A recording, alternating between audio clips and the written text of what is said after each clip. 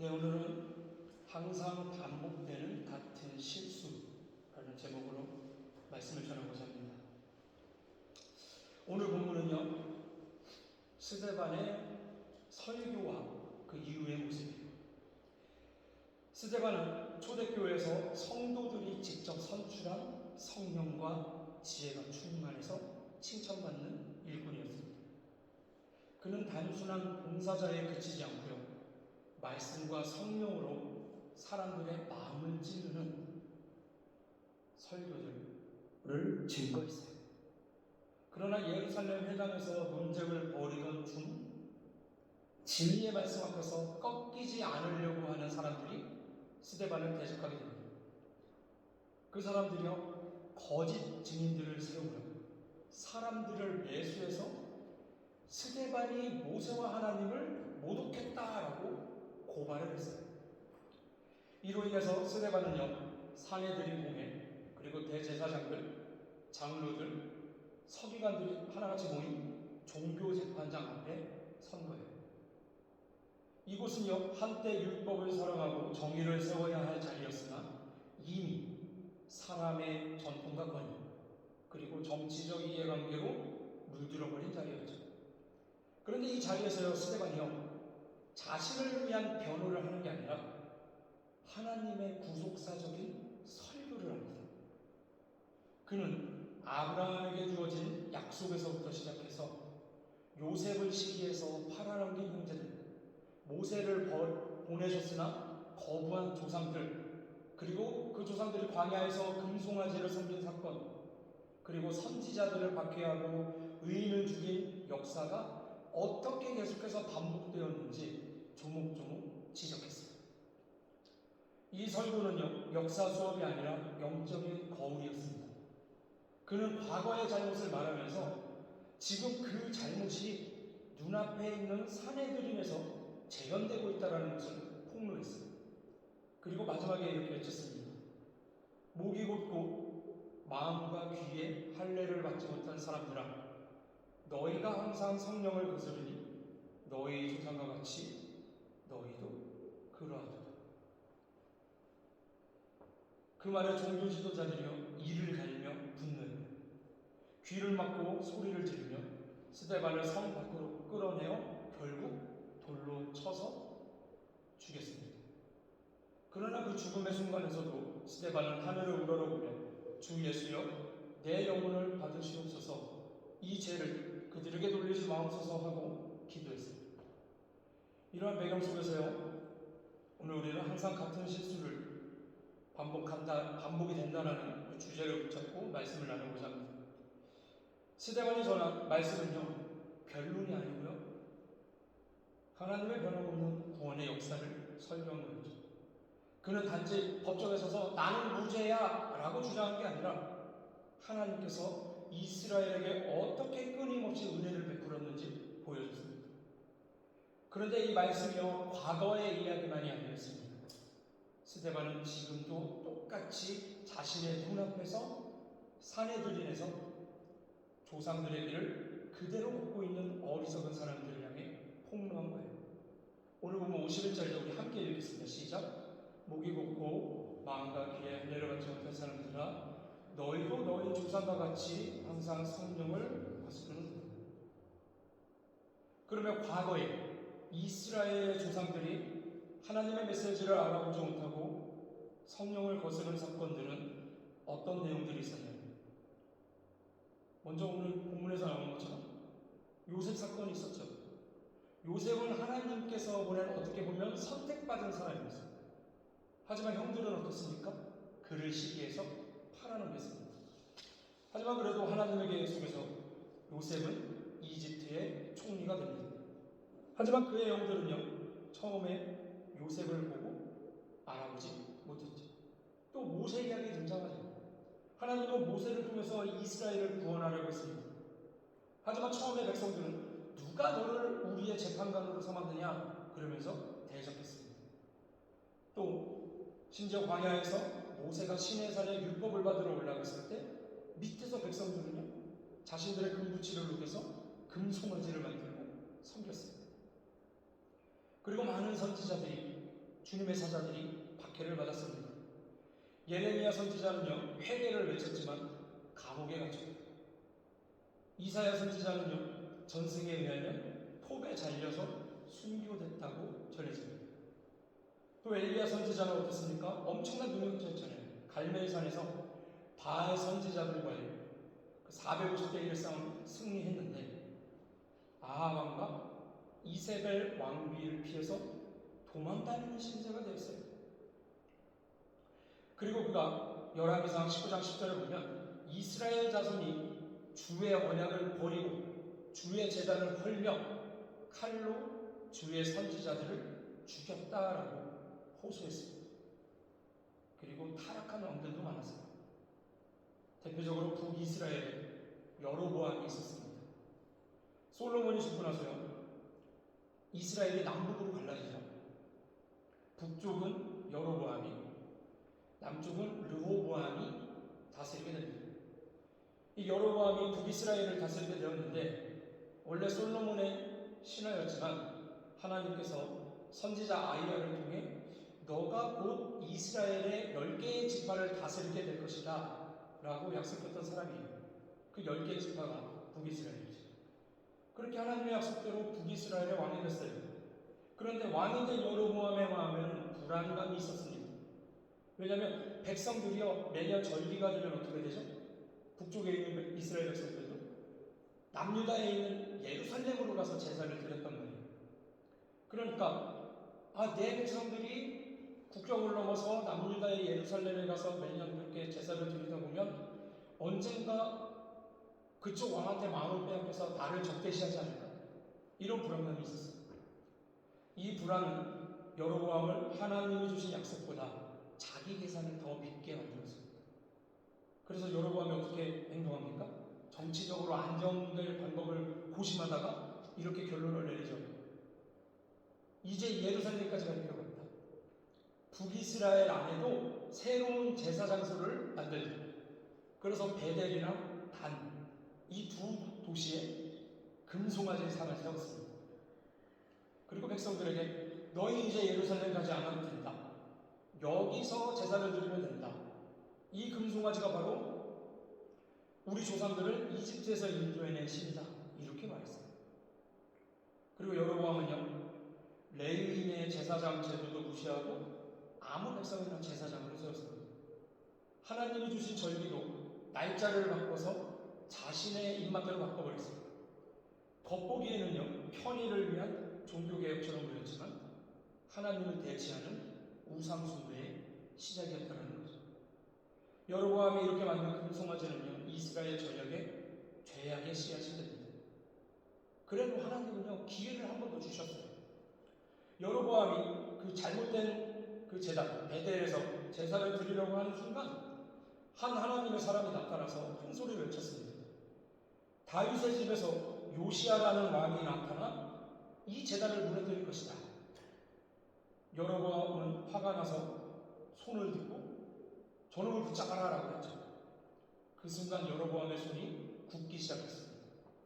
움직이지 않았습니다. 놀란 여로보암은 그제서야 어떻게 합니까?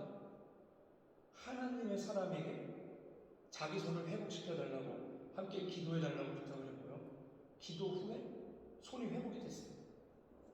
하지만 안타깝게도 그는 끝내 회개하지 않아요. 북이스라엘은 이때부터 하나님을 떠나는 길로 들어서게 되었습니다. 또 열왕기하 21장에 보면 므낫세 왕이 등장합니다. 히스기야 왕이 세상을 떠난 뒤 그의 아들 므낫세가 왕위에 올랐어요. 겨우 12살의 어린 나이에 왕위에 올랐고요. 무려 55년 동안 예루살렘을 다스렸습니다. 하지만 그 오랜 세월 동안 므낫세가 남긴 발자취가요, 빛보다는 어둠이 가득했어요. 그의 아버지 히스기야는 하나님께 충성했던 왕이었습니다. 산당을 허물고 우상을 제거하고 성전을 깨끗하게 했어요. 하지만 아들이었던 므낫세는 자신의 아버지가 헌신적으로 지킨 그 길을 정반대로 걸어갔습니다. 그는 이스라엘이 가나안 땅에서 쫓아냈던 이방 민족들의 그 가증한 풍습을 다시 받아들였습니다. 바알과 아세라 신상을 섬기고 하늘의 별들에게 절하고 심지어 여호와의 성전 안에 이방 신들의 제단을 세웠습니다. 하나님께서 내 이름을 두겠다라고 하신 바로 그 예루살렘 성전에 므낫세는 대놓고 하나님을 모욕하는 우상들을 세워버린 거죠. 그리고 더 충격적인 일도 있었죠. 므낫세가요, 자신의 아들을 불 가운데로 지나가게 했습니다. 이것은 당시 가나안과 주변 나라에서 행하던 끔찍한 몰렉 숭배 의식이었습니다. 아이를 불에 태워 제물로 바치는 인류 역사에도 손꼽히는 잔혹한 우상제사를 범했습니다. 그리고 그는 점술과 주술, 신접한 자와 박수무당들을 찾아다니며 나라 전체를 미신과 영적 타락 속으로 끌고 갔습니다. 하지만 하나님께서는요, 므낫세와 그의 백성들에게 여러 차례 경고하셨습니다. 선지자들을 보내서 이렇게 말씀하셨죠. 다윗과 솔로몬에게 약속했던 이 성전과 성을 내가 버릴 것이다. 유다를 세겜줄로 재듯 재어버릴 것이다. 즉 이 말씀은요, 예루살렘을 완전히 쓸어버리겠다는 무서운 심판에 예고했습니다. 하지만 므낫세와 백성들은 듣지 않았고요. 유다는 하나님 앞에서 아모리 사람들보다 더 큰 죄악을 행하게 되었습니다. 므낫세는 많은 무고한 피를 흘려 예루살렘 거리마다 채웠다고 기록합니다. 그의 죄는 개인적인 범죄에 그치지 않고 한 나라를 전체적으로 타락시키는 죄였습니다. 결국 이 죄악은 훗날 어떻게 됩니까? 바벨론의 포로라는 비극으로 이어지는 중요한 원인이 되었습니다. 이 왕들과 백성들의 공통점은 하나님의 말씀을 들었지만 거부했다는 거죠. 스데반 앞에 앉아있는 사내들인도 마찬가지였습니다. 말씀을 몰라서가 아니라 알면서도 받아들이지 않았어요. 하나님의 말씀은요, 우리의 죄를 드러내고 우리의 완악함을 부수는 거울입니다. 하지만 진리를 거부하는 마음은, 목이 굳고 할례받지 못한 마음은 거울을 오히려 깨뜨려 버립니다. 자기 얼굴의 더러움을 보고 싶지 않기 때문이죠. 자, 그러면 이렇게 스데반이 설교를 했을 때요, 사람들의 반응이 어떻게 나타났습니까? 분노와 폭력으로 나타났어요. 스데반이 설교를 마쳤을 때요, 사내들인의 반응은 회개가 아니라 분노였습니다. 그들의 이 말을 듣고 마음에 찔려 그를 향해 이를 갈았다라고 하죠. 여기서 마음에 찔렸다는 말씀은 말씀의 진리가 그들의 양심을 강력하게 건드렸다는 것입니다. 하지만 양심이 없는 사람들은 어떻게 됩니까? 회개가 아니라 폭력을 선택한다는 거예요. 구약에서도 이런 진리 앞에서 폭력적인 반응이 많이 등장하죠. 미가야 선지자가요, 아합 왕의 패배를 예언하자 시드기야가 그의 뺨을 치면서 모욕을 했어요. 그리고 그를 감옥에 가뒀습니다. 예레미야 선지자가 유다의 멸망을 예언할까요? 지도자들이 저놈은 죽어도 마땅하다라며 죽이려고 했어요. 성전뜰에서 여호야다 제사장의 아들 스가랴가 회개를 외치자 백성들이 어떻게 했어요? 돌로 쳐 죽였습니다. 이런 역사는요, 하나님께서 보내신 자를 제거하면 말씀 자체를 없앨 수 있다고 착각하는 그러한 영적인 어리석음을 보여줍니다. 자기들은 끝까지 아무 죄가 없고 우리한테 죄가 있다라고 말하는 저 사람이 잘못된 거다라고 몰아가면서 정당화하는 거죠. 하지만 하나님의 말씀은 결코 사라지지 않습니다. 풀은 마르고 꽃은 시드나 우리 하나님의 말씀은 영원히 서리라. 이사야서 40장 8절 말씀입니다. 하나님은요, 스데반이 죽는 순간에도 하늘의 문을 여시고 예수께서 서서 맞이하시는 영광스러운 모습을 보여주었습니다. 이는 말씀을 대적하는 자들의 폭력이 하나님의 계획을 결코 꺾을 수 없다는 것을 보여줍니다. 자, 이렇게 스데반의 설교에 분노와 폭력으로 반응한 사람들은 누구였습니까? 증인들이었죠. 증인들. 우리 오늘 본문 58절 말씀 함께 볼까요? 함께 읽겠습니다. 시작. 성 밖으로 내치고 돌로 칠세 증인들이 옷을 벗어 사울이라 하는 청년의 발 앞에 드립니다. 증인들이라고 합니다. 증인들이라는 표현이 등장해요. 여기서 말하는 증인들이 누구냐? 본문만 딱 보면, 이 58절만 보면, 스데반을 돌로 치기 직전에 자신들의 옷을 벗고 돌을 던질 준비를 한 사람들이죠. 그럼 왜 증인들이 옷을 벗고 돌을 직접 던지는지 신명기의 내용을 한번 봐야 되거든요. 당시 유대 율법에 따르면요, 사형 판결이 내려질 경우 범죄를 직접 목격한 증인들이요 먼저 형 집행에 참여했습니다. 신명기서 17장 6절과 7절 말씀 함께 읽겠습니다. 시작. 죽일 자를 두 사람이나 세 사람의 증언으로 죽일 것이요 한 사람의 증언으로는 죽이지 말 것이며, 이런 자를 죽이기 위하여는 증인이 먼저 그에게 손을 댄 후에 무 백성이 손을 댈지니라. 너는 이와 같이 하여 너희 중에서 악을 제할지니라. 즉 증인은요 단순히 법정에 서서 증언만 하는 게 아니라 실제로 형벌 집행에 책임도 지는 사람이었습니다. 그래서 오늘 본문 58절에 등장하는 증인들을 정리하면 결국 이렇게 됩니다. 스데반이 모세와 하나님을 모독했어요 라고 주장한 사람들, 사내들인에서 그의 유죄를 주장한 모든 사람들, 율법에 따라서 스데반을 돌로 치는데 앞장선 사람들, 그리고 옷을 벗어서 사울 앞에 두었던 사람들, 스데반을 고소하고요 그 형을 직접 집행한 사람들이 전부 증인들이었어요. 단순한 방청객이나 청중이나 중립적인 목격자가 아니라 그의 죽음에 직접적으로 관여한 주동자들이 모두 증인들이었어요. 그런데 왜 형 집행에 증인들을 이렇게 앞세우게 했을까요? 우리 하나님, 먼저는 거짓 증언을 방지하는 용도였습니다. 그래서 한 사람만의 증언으로는 형을 집행하지 말라고 했어요. 2명, 3명 이상의 같은 증언이 필요해요. 그리고 만약에 그들이 한 증언이 거짓 증언이면 어떻게 됩니까? 무고한 사람을 죽인 책임이 거짓 증언한 사람한테 고스란히 돌아가는 거예요. 그러면 함부로 거짓 증언을 할 수 없겠죠.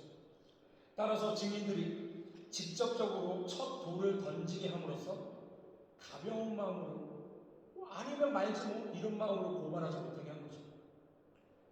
또 범죄 확정의 무게감입니다. 단순히 증언만 하고 빠지는 게 아니라 자신의 손으로 형벌을 집행함으로써 내가 증언한 것은 모두 사실이에요 라는 것을 자신의 행동으로 증명하는 거였어요. 그리고 그 순간에 누가 있었습니까? 사울이 등장합니다. 사울은 당시 젊은 유대의 지도자로서 그 처형을 공인하고 감독하는 사람 중에 하나였어요. 따라서 이 장면은 스데반이 죽을 때의 모습이 단순히 우발적인 폭행이 아니라 율법 절차에 따라서 진행된 공식 처형 장면임을 보여주고 있는 거예요. 사도행전 7장 58절의 증인들은 단순한 목격자가 아니라 스데반을 고소하고 법정에서 그의 사용을 주장하고 직접 처형을 집행한 사람들입니다. 그들의 참여는요 율법 절차상 필수였습니다. 그 장면은 바울의 회심 이전의 모습을 드러내는 아주 중요한 역사적인 단서가 됩니다. 이처럼 스데반의 죽음을 맞이하는 장면을 보면요 정말 많은 사람들이 달려나와서 스데반을 밖으로 내몰고 돌로 친 것을 볼 수 있습니다. 그런데 모든 사람들이 전부 달려들지는 않았을 거예요. 하지만 그들이요 달려들지 않은 사람들이 제재하거나 말렸다라는 증언도 없죠. 그렇다면 달려들지 않은 사람들도 말리지는 않았으니까 어떻게 됩니까? 결과적으로 침묵하고 동조한 자들이 되는 거예요. 오늘 본문 속에 사울이라는 청년이 잠깐 등장합니다. 훗날 사도 바울이 되는 인물이죠.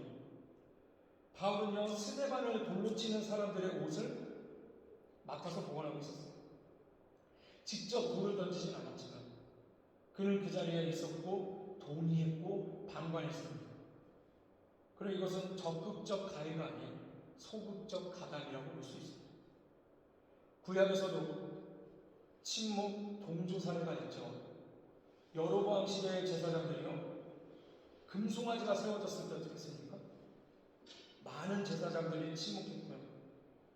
북이스라엘에서 계속 공직하면서 우상 숭배에 동참했습니다. 또 므낫세 왕 시대를 보면 대부분의 백성들이 우상 숭배를 비관하거나 막지 않고 동참했습니다. 그리고 하나님이 보내신 정부를 무시했습니다. 또 예레미야 시대의 장로들도 거짓 선지자들이 평안할 것입니다 라고 거짓을 예언할 때 침묵하며 방조했습니다. 이스라엘 역사는요, 한마디로 말하면 하나님의 은혜를 받은 백성이 그 은혜를 거부한 역사, 이거죠. 이거 연속이에요. 아브라함의 약속을 받았으나 불신했고, 모세를 받았으나 거부했고, 선지자를 받았으나 죽였습니다. 그리고 마침내는 하나님의 아들을 죽였고 부활하신 줄을 전하는 스데반마저 돌로 쳤어요. 스데반의 설교는 과거를 책망하는 게 아니라 현재를 깨우는 말씀입니다. 여러분, 이 말씀이요, 2000년 전 그 사내들인에게만 주어진 것이 아닙니다. 오늘 우리에게도 동일하게 주어진다는 거예요. 야고보서 4장 17절로 말씀합니다. 사람이 선을 행할 줄 알고도 행하지 아니한다면 그것은 죄다.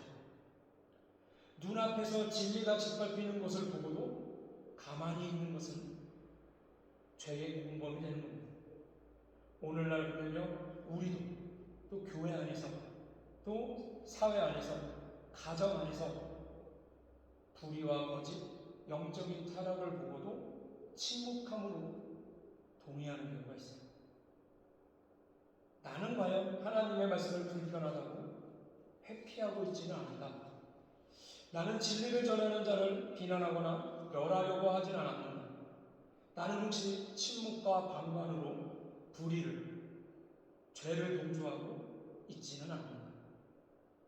우리가 회개하고 돌이키지 않는다면 우리는요, 이스라엘의 조상들이 똑같이 항상 같은 실수를 반복했던 것처럼 말씀을 보고도 같은 실수를 반복하는 자들이 되고 말 겁니다. 하지만 성령 하나님께서 부어주시는 그 깨달음을 거부하지 않고 말씀 앞에 겸손히 엎드린다면 우리는 반복되는 죄의 무리를 끊고 생명의 길로 나아갈 수 있습니다. 사랑하는 우리 빌레벨트 교회 성도 여러분, 하나님의 정의와 공의를 세우고 불의에 가담하거나 침묵으로 동조하는 그러한 영적 타락의 실수를 하지 않으시는 저와 여러분이 다 되시기를 주님의 이름으로 축원합니다. 할렐루야.